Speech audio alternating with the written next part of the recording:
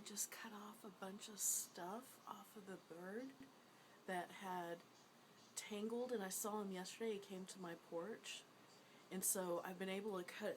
How much of that stuff was on there? That was a lot of stuff tangled to him. So he's just letting me cut at it.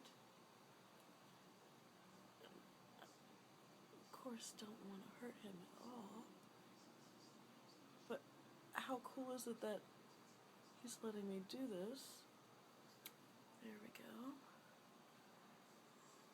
Way better. He probably even broke that leg. It was horrible.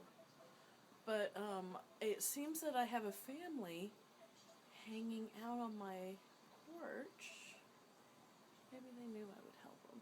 I tried helping them yesterday. Hey, little fella. I want to see you fly. Do you mind?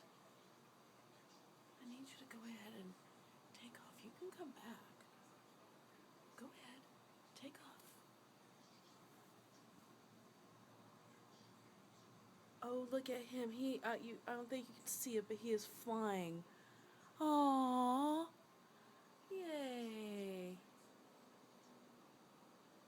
Oh, that was really nice. Helping a bird out.